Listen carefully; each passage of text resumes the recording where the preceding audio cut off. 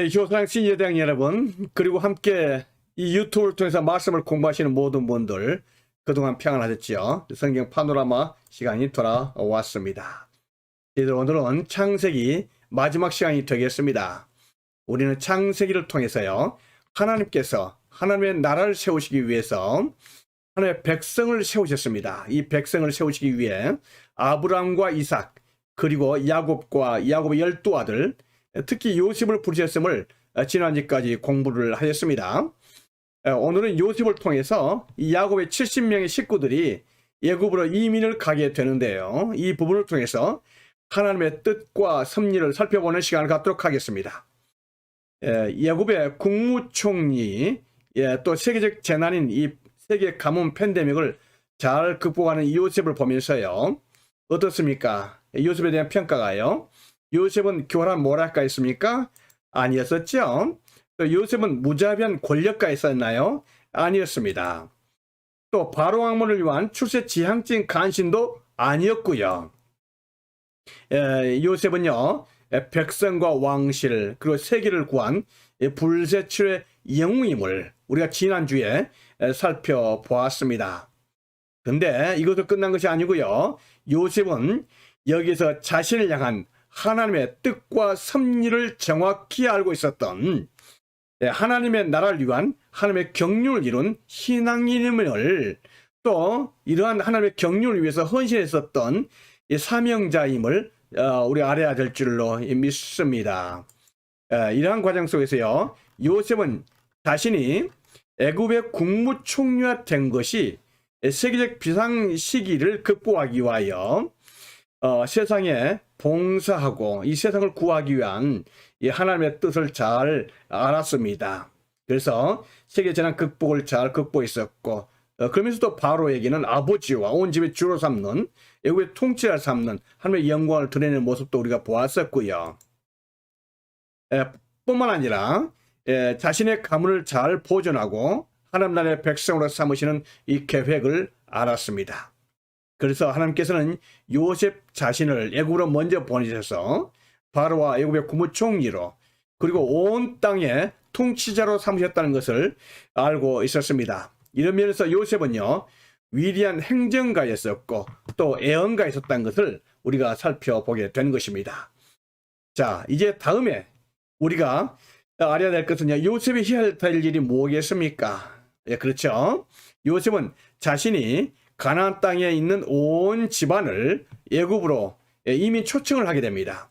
그래서 요셉이 가나안 땅에 온 집안을 초청한 시기가 가뭄이 시작된 지 2년째. 그러니까 아직 가뭄이 5년이나 남아있는 시기가 아니겠습니까? 온 세상이 가뭄으로 고통을 받고 있을 때에 더욱이 앞으로 5년이 이 가뭄의 시기가 더 남아있거든요. 극심한 어려움과 생명의 위협이 심히 걱정되는 시기에 이 요셉을 통해서 야곱의 온 집안은 애굽으로 이주를 하게 되어서 생명이 보존되어지게 됩니다. 여러분, 참 기가 막힌 그러한 하나님의 계획과 하나님의 섭리 아닙니까? 어떻습니까? 코로나가 온 세상에 퍼져서 지금 1년이 지났습니다. 지금 1년 되는데도 세상에 온 세계가 난리거든요. 이런 상황이 앞으로 6년간 더 지속된다면 얼마나 끔찍한 일이 되겠습니까? 이러한 때에 하나님께서 미국이 백신을 만들어서 이 세상이 살 수 있는 길을 열었으니까 얼마나 감사하는 일입니까? 이런 관점으로 볼 때요, 요셉을 이해하지만 요셉이 참 우리에게 은혜가 될 줄로 압니다. 요셉은 아버지 야곱과 온 집안을 애굽으로 초청을 하여서 앞으로 온 집안 식구가 고센 땅에서 살도록 하는 계획까지 세웠습니다. 자, 이제 우리는 요셉의 애굽 이민 초청을 받은 야곱에게로 가보도록 하겠습니다. 당시에 야곱은요, 헤브론에서 살고 있었습니다. 이러한 가운데서 요셉이 살아있고 애굽의 총리가 되었다는 소식, 그 다음에 요셉이 온 가족을 애굽으로 초청했다는 소식을 듣고 야곱은 가나안 땅을 떠나기로 결심을 합니다. 야곱은 헤브론을 떠나서 부엘세바로 오게 됐죠. 부엘세바는 어떤 곳이었습니까? 아버지 이삭 고향 아닙니까? 그 야곱의 어린 시절과 청년기를 보낸 정든 지역인 것을 보게 됩니다. 그리고 가나안 땅의 마지막 남쪽의 그 경계선입니다.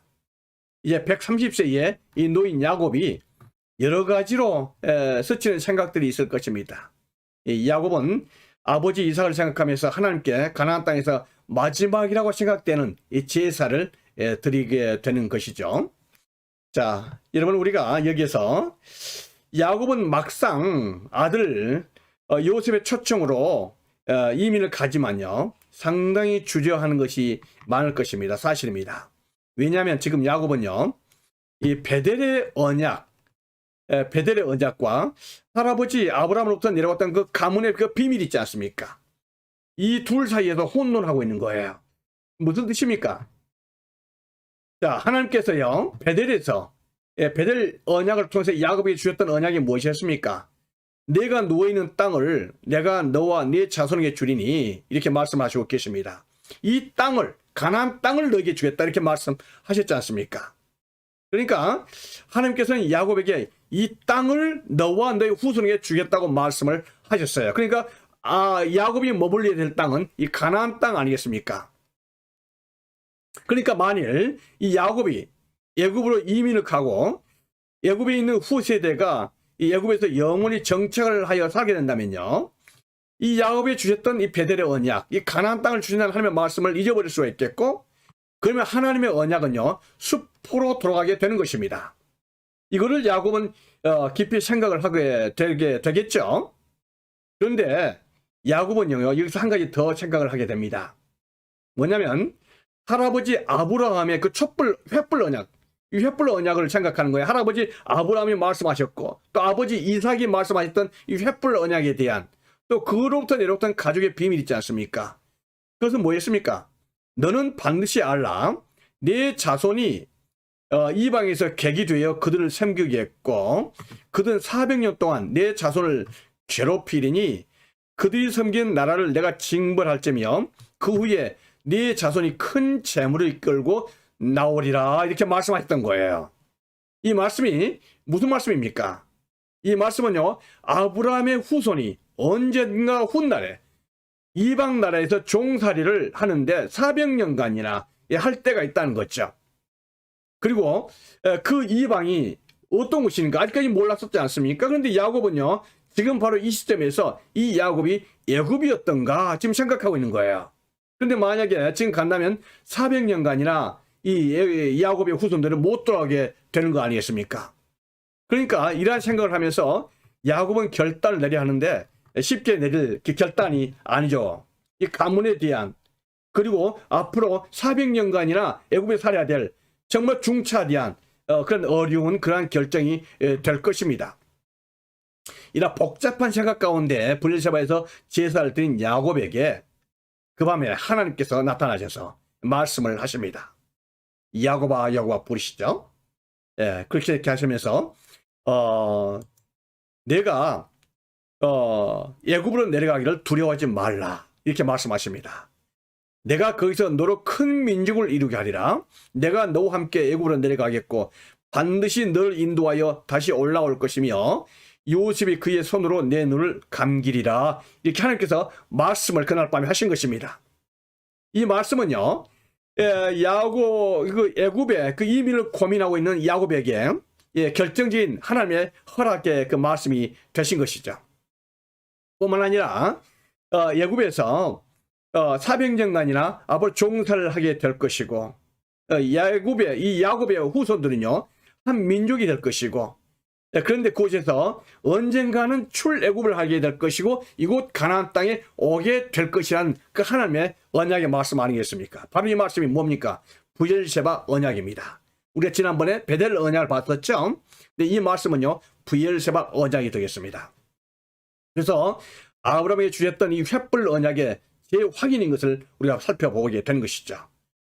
이 하나님의 말씀을 들은 야곱은요, 속이 뻥 뚫린 그 시원함을 느꼈습니다. 이 복잡한 상황 속에서 지금까지 내려왔었던 그 하나님의 경륜과 섭리, 그 가문을 향한 그 뜻이 이렇게 연결되어지게 되는 것이구나, 바로 야곱은 깨닫게 되는 것 아니겠습니까? 그래서 할아버지 아브라함에게 하셨던 그 가족의 비밀, 이것이 언제나 마음에 걸려 있었는데 이 말씀이 이제야 실행되기 시작하는 것을 야곱은 깨닫게 되는 것이죠. 그래서 야곱은요, 의심 없이 가나안 땅을 떠나서 애굽으로 이민을 가게 되는 것입니다. 창세기 46장에서는요, 야곱과 함께 애굽으로 이민을 갔던 야곱의 후손 12지파의 모든 식구들 이름이 기록되어 있습니다. 이때 야곱과 함께 식구들의 그 수는요, 창세기 46장 26절, 27절에서 이렇게 말하고 있습니다. 야곱과 함께 애굽으로 들어간 자는 며느리들 외에 66명이니 야곱이 낳은 아들은 2명이니 야곱의 집 사람으로 애굽에 이른 자가 모두 70명이었더라. 이렇게 이야기를 하고 있어요. 무슨 뜻입니까, 여러분? 당시에 야곱의 남자들, 식구들 남자들이 66명이 애굽으로 이민을 갔거든요. 그런데 여기에 야곱 자신을 포함시키고 또 야곱을 통해서 낳았던 누가 있습니까? 요셉이 있었잖아요. 요셉의 두 아들 므낫세와 에브람 있잖아요. 이 4명입니다. 4명을 합치니까 66명 더하기 4명이 되는 거예요. 다 해서 몇 명이 되십니까? 70명이 된다는 뜻입니다. 우리가 다음에 살펴보지만요, 이 70명이 의해서 정확하게 기록된 이유는 앞으로 430년 후에 이 70명이 200만이 넘는 한 민족이 되는 것입니다. 여러분, 430년 후에 이 70명이 200만이 될 수 있을까요? 당연합니다. 물론 될 수 있습니다. 이게 인구 증가의 법칙의 계산 방법으로 보면요, 정확하게 나오는 사실적인 과학적인 그런 평가 방법이라고 볼 수가 있겠습니다.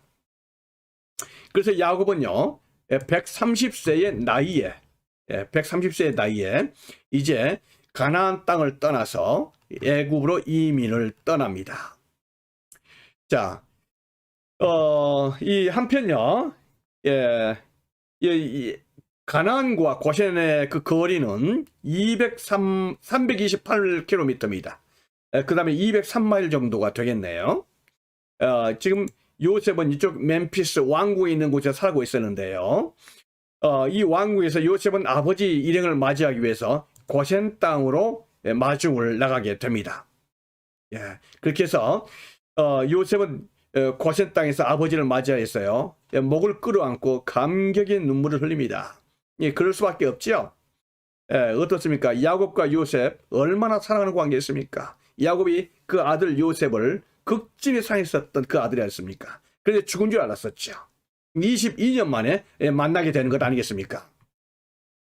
22년 만에 이렇게 만나가지고는 두 부자가요, 정말 서로 껴안고 감기의 눈물을 흘리면서 울게 됩니다.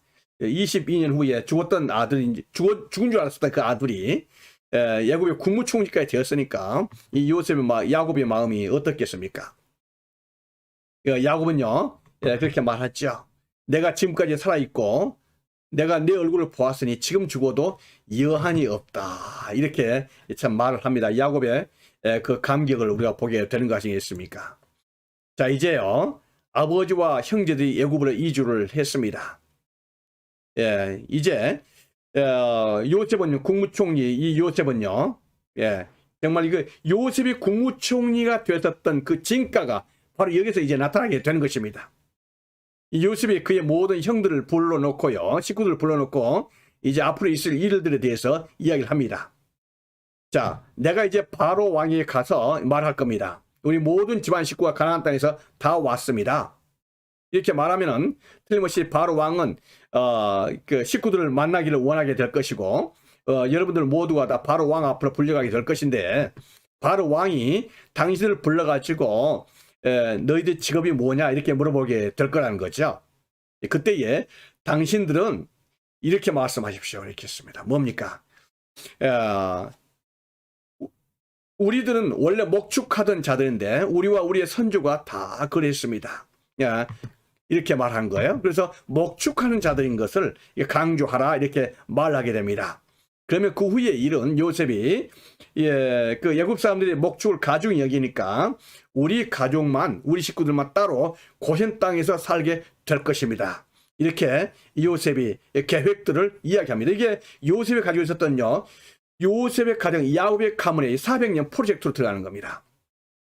아주 중요한 것을 지금 요셉이 국무총리니까 이러한 모든 프로젝트가 가능했던 거예요. 어떤 면에서 그렇습니까? 여러분 이것을 한번 살펴보기를 보십시오.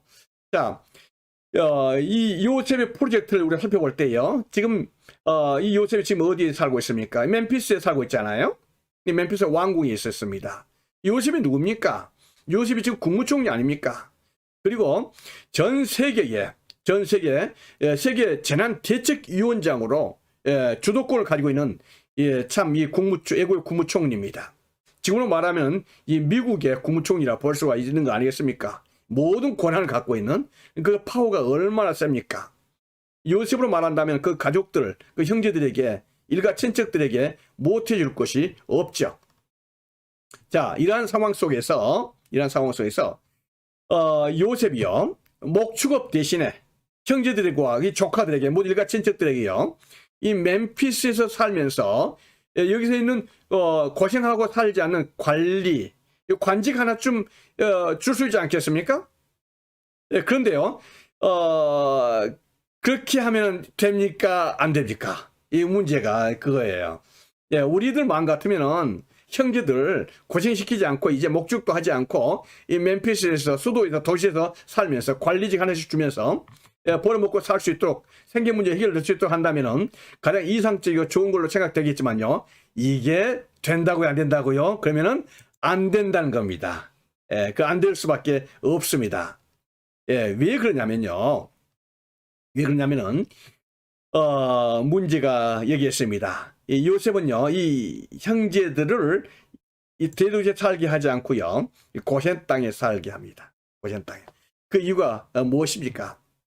만약에 이 요셉이요, 일가 친척들을 대도시에 살게 한다면요, 문제가 생기게 됩니다.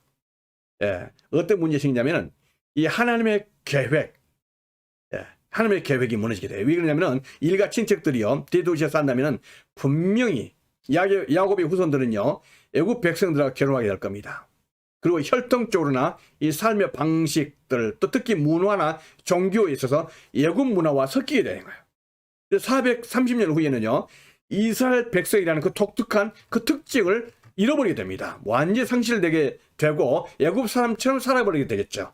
여러분 430년이면요, 지금 우리 미주 이민 1세가 1세, 2세, 3세만 되더라도 벌써 한국의 정통성을 상실하게 되지 않습니까? 그래서 430년을 살면요, 완전히 애국 사람처럼 살아버리게 되는 것이죠.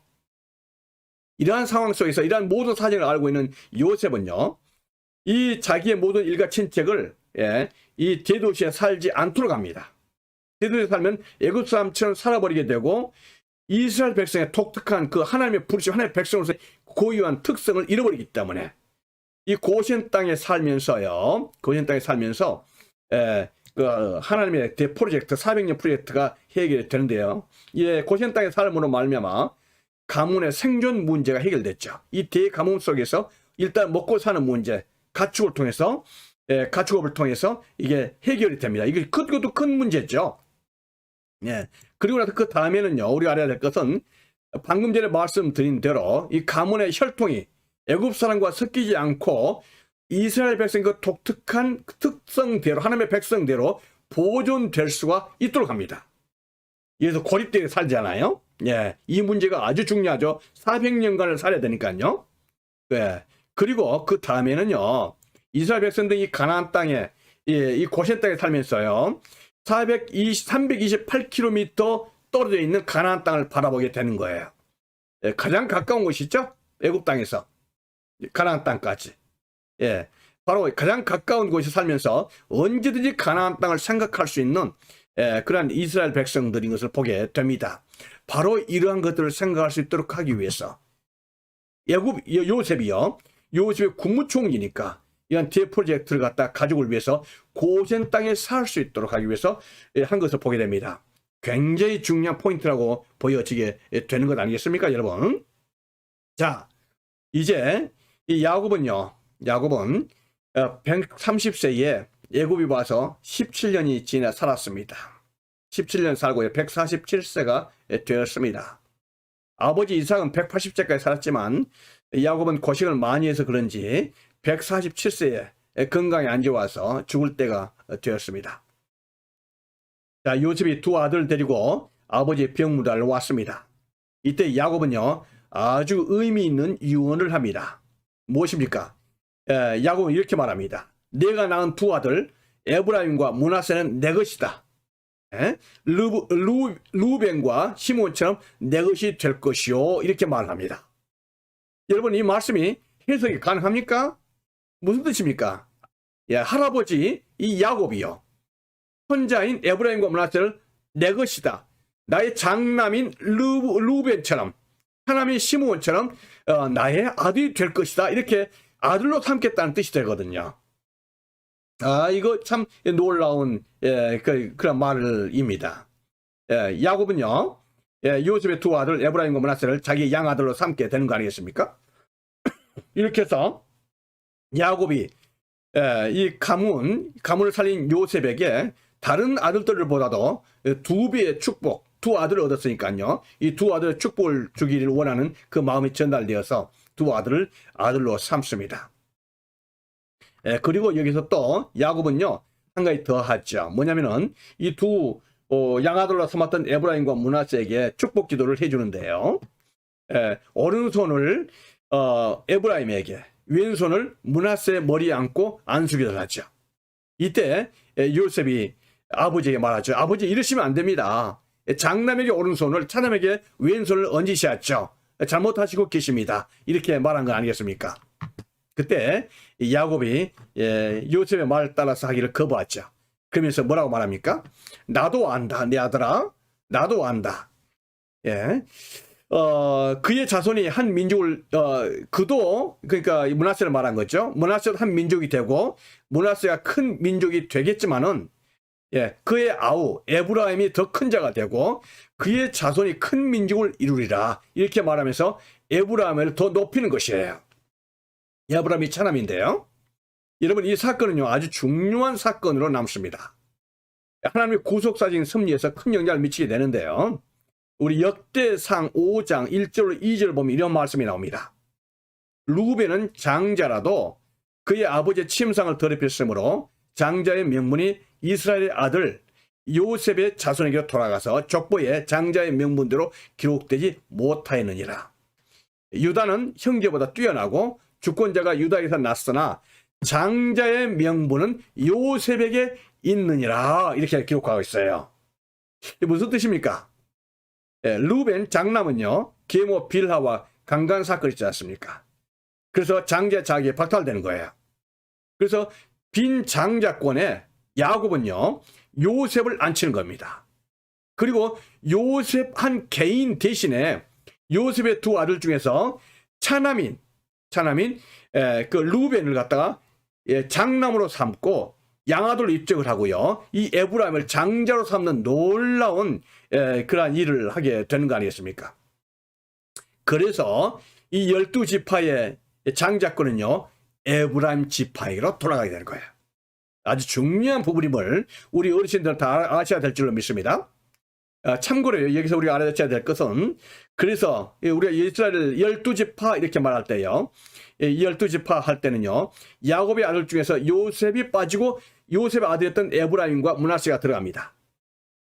그러면 13명이 되겠죠? 13지파가 됩니다. 그런데 여기에 레위 지파는 제사를 전담하는 지파가 되니까 빠지게 되는 거예요. 이렇게 해서 12지파가 되게 되는 것입니다. 여러분, 12지파가 될 때 야곱의 12지파, 12아들이 아니에요. 요셉의 두 아들 에브라임과 므낫세가 거기에 들어가게 됩니다. 요셉이 빠지게 되는 거예요. 또 거기에 제사를 담당했었던 레위지파가 빠짐으로 12지파가 되었다는 사실, 아주 중요한 부분이기 때문에 우리 어르신들 그 부분을 기억하고 계셔야 될 줄로 믿습니다. 자, 야곱은요, 이 요셉을 장자로 인정하여 특혜를 하나 더 줍니다. 놀라운 거죠. 여기서 뭐를 주냐면요, 이 야곱은요, 옛날 세겜의 땅을 샀었지 않습니까? 은 100냥을 주고 샀던 그 세겜 땅이 있었습니다. 우리 지난번에 배웠었죠. 이 세겜 땅을요, 요셉에게로 유산 상속을 합니다. 그렇게 말씀하고 있어요. 내가 너에게 이 땅을 주겠다, 이렇게 말하는 거예요. 특히 이 세겜은요, 요셉의 다른 형제보다도 세겜 땅을 한 몫을 더 받은 것이라 이렇게 말했어요. 무슨 뜻이냐면요, 형제들과 같이 똑같이 땅을 분배하지만은 세겜 땅은 요셉에게 더 준다, 덤으로, 이렇게 이야기하고 있는 거예요. 그래서 이 말씀을 따라서, 이 유언을 따라서요, 다음에 모세, 여호수아가 이 가나안 땅을 점령했을 때에 이러한 일이 되게 됩니다. 므낫세에게는요, 요단 동편 땅과 요단 송편 땅, 이 두 군데를 더 주는 거예요. 그리고 이 세겜 땅, 야곱이 샀었던 이 땅은요, 에브라임 지파에게로 돌아가게 되는 것입니다. 이 부분을 우리가 알아야죠. 이스라엘 백성의 가나안 땅 분배하고 성경 속에 이스라엘 역사를 정확하게 알 수가 있습니다. 여러분들, 조금 복잡한 내용일지 모르지만 이 부분은요, 알고 이렇게 있을 때 구약 성경에 있는 여러 가지 이스라엘 백성의 역사를 알 수 있는 그런 내용이 된다는 거, 여러분들 확실하게 기억하셔야 될 줄로 믿습니다. 자, 그러니까 야곱은요, 이스라엘 백성이 할아버지 아브라함에게 하신 말씀대로 400년 후에는 가나안 땅에 돌아가게 될 것을 다 알고 있는 거예요. 그래서 그걸 예상하고 예언적으로 이 유언을 하고 있는 것을 보게 됩니다. 다음에 야곱은 모든 아들들을 불러 모읍니다. 불러 모으고 이렇게 말을 하죠. 너희가 후일에 당할 일을 내가 너희에게 이루리라, 이렇게 말을 합니다. 그러니까 우리에서 아실 것은요, 창세기 49장에서 보면은 지금 야곱이 여러 12아들을 앉혀놓고 나서는 12아들에게 유언적인 그런 기도를 하거든요. 이 유언 기도를 하고 있는데, 이 야곱은 단순한 기도가 아니었습니다.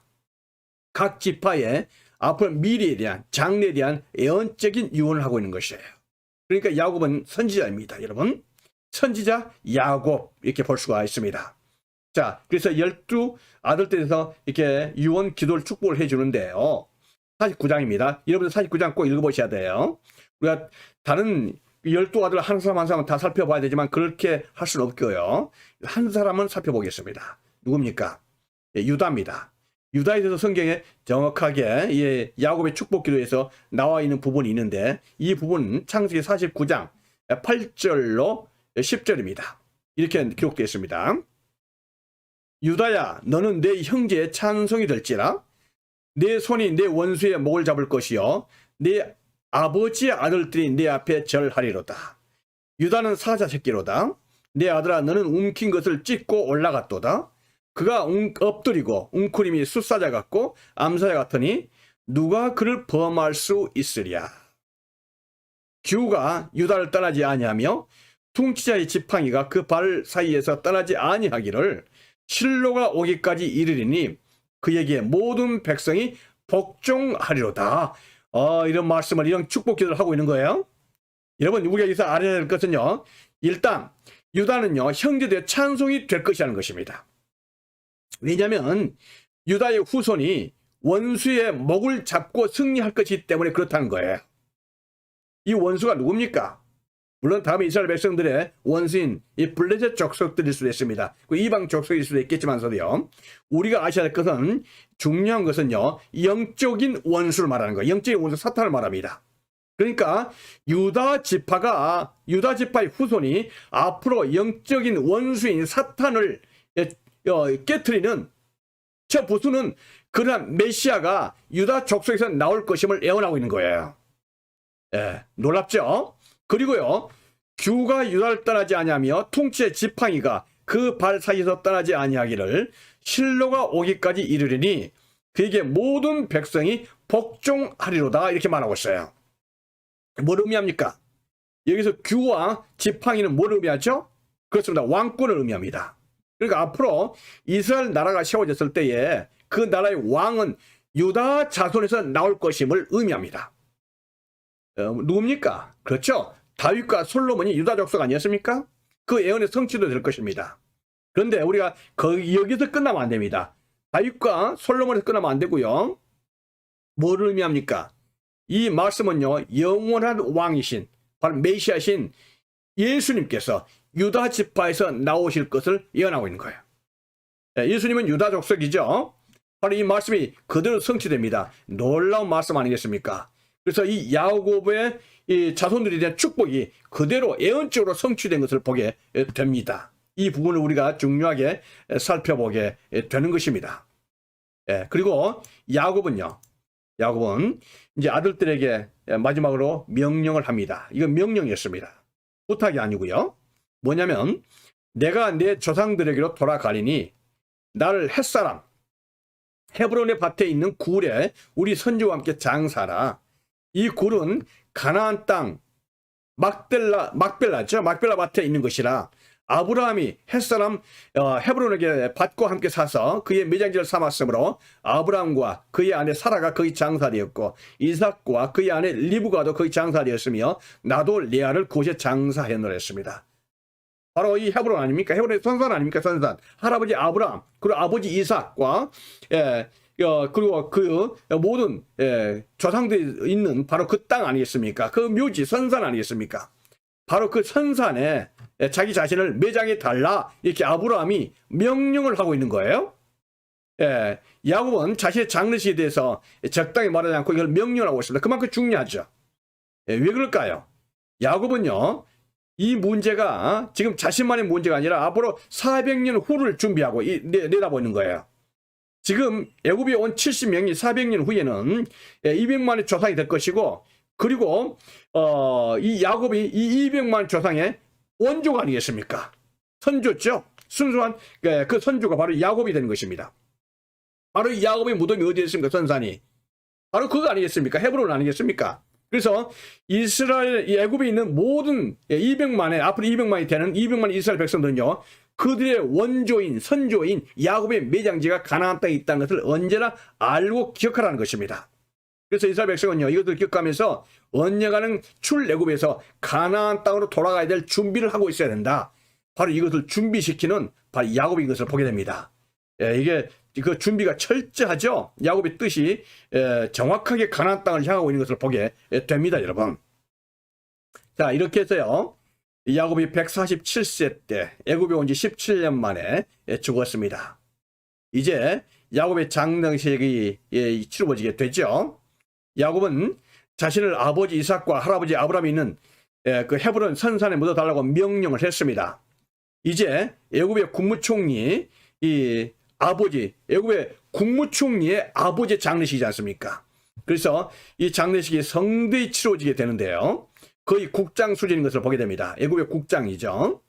그래서 이 애굽의 시체를 갖다 의원들, 애굽에 특별히 있는 그 훈련된 그 의원들이 그 애굽의 국무총리 이 아버지 요셉의 아버지 야곱의 그 향을 시체 처리를 하는데 40일이 걸렸습니다.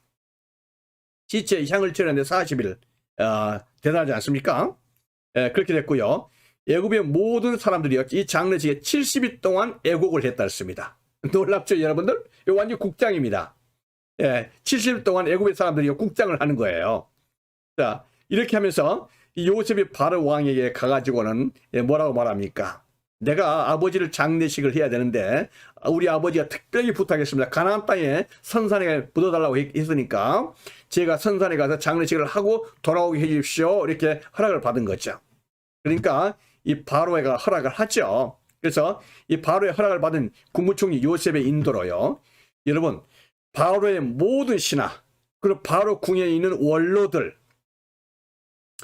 다음에 애굽 땅의 모든 원로들이 됐어요. 요셉의 온 집안들, 그의 형제들, 그의 아버지의 집이 다 함께 올라가고 또요, 병거와 기병이 요셉을 따라가는데 그때가 심히 컸다 이렇게 기록했습니다. 엄청난 숫자들이, 그것도 애굽의 모든 신하 관료들이요, 이 장례식에 동원돼서 가나안 땅에 함께 올라가는 거예요. 놀라운 하나님의 역사 아니겠습니까, 여러분들?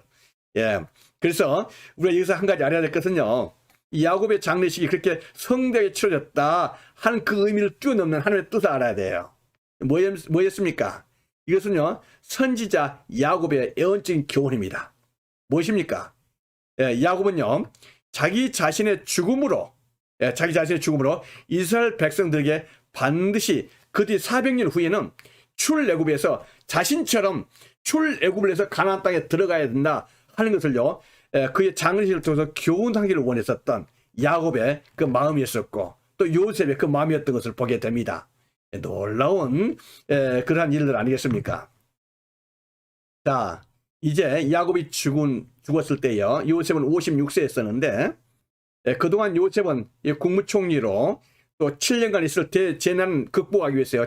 세계 대재난 극복 준비위원장으로 17년간을 잘 준비를 했습니다.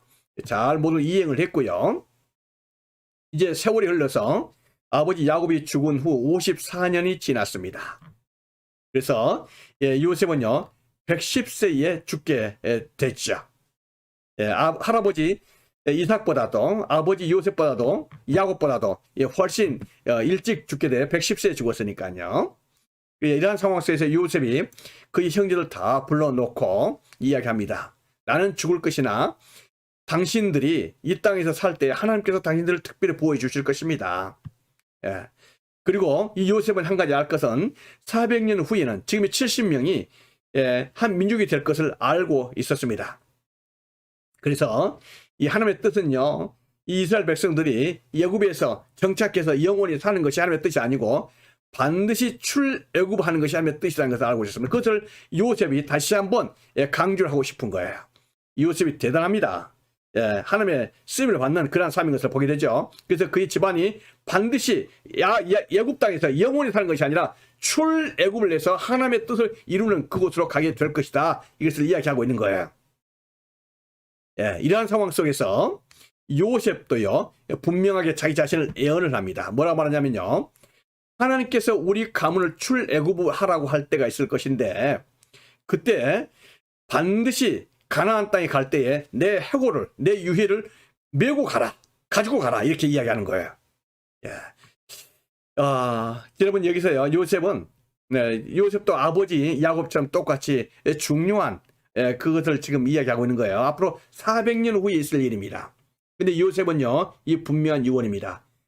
비록 애굽에서 국무총리를 보냈고 세계 재난 대책위원장을 보냈었던 중요한 역할을 기록했었던 역사적인 인물이지만은 그러나 그의 유해는 애굽 땅에서 영원히 묻힐 것이 아니라 가나안 땅으로 가야 될 것을 알고 있었습니다. 그가 가야 될 곳은 가나안 땅인 것을 요셉은 알고 있었던 것을 보게 돼요. 그래서 요셉은요 죽으면서 반드시 내가 죽어서 언젠가 여러분이 출애굽에서 가나안 땅에 가게 될 것인데 그때 내 유해를 반드시 가지고 가라. 이렇게 하면서 출애굽과 가나안 땅 입성에 대한 확실성을 이야기하고 있는 거예요. 여러분 놀라운 것은요, 요셉이 죽고 나서 557년 후에 출애굽한 이스라엘 백성들이 이 애굽에서 가져왔던 이 요셉의 유해를 세겜 땅으로 가져오는 거예요. 세겜 땅. 이 세겜 땅입니다. 왜 세겜 땅입니까? 세겜 땅은 이거 아니겠습니까?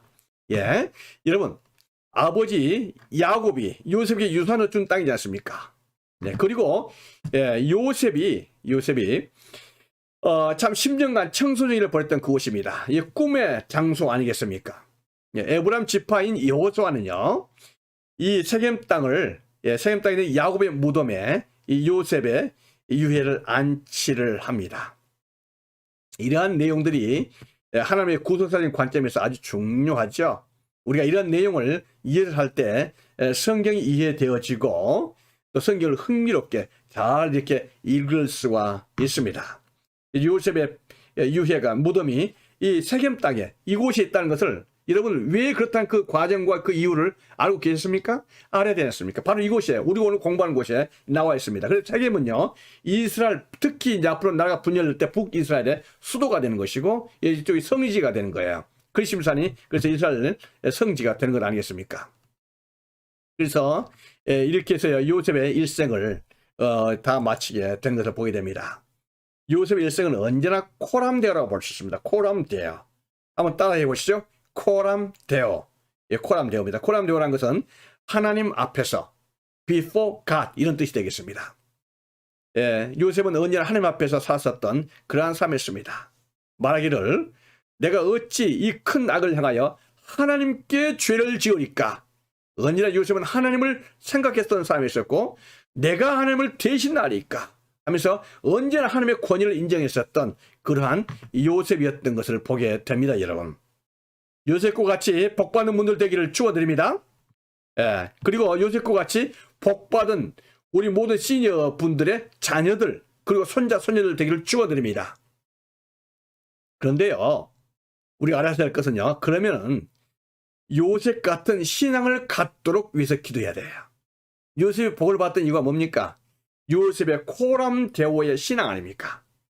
코람데오의 신앙만 있다면 이런 복을 받을 줄로 믿습니다. 그러니까 요셉 같은 복을 받기를 위해서 기도하는 것보다도 요셉 같은 사람, 코람데오와의 삶을 사는 손자, 손녀들, 우리의 자녀들 되기를 기도해서 기도하는 것이 더 우선순위라는 것입니다. 여러분, 자, 우리가 요셉에게 하나님께서 함께 하심으로 그가 형통한 자가 되었던 것처럼 우리 어르신들 요셉과 같은 복된 분들 되기를 참 축원드립니다.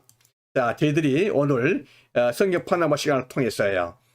요셉에 대해서 귀한 시간, 마지막 시간을 살펴보는 시간을 가졌습니다. 하나님의 나라의 섭리를 이루는 중요한 역할을 감당했던 요셉같이 우리 모든 어르신들 요셉 같은 하나님의 나라를 세우시는데 중요한 역할을 감당하시는 여러분 되기를 축원드립니다. 모든 분들 되기를 축원드리면서요. 오늘 모든 강의 이것으로 마치도록 하겠습니다. 우리가 이렇게 해서 창세기를 마쳤습니다. 네, 다음 주에 또 우리가 출애굽을 공부하면서 하나님의 은혜를 살펴보는 시간을 갖도록 하겠습니다. 모든 분들 평안하시기를 기도드립니다. 안녕히 계십시오.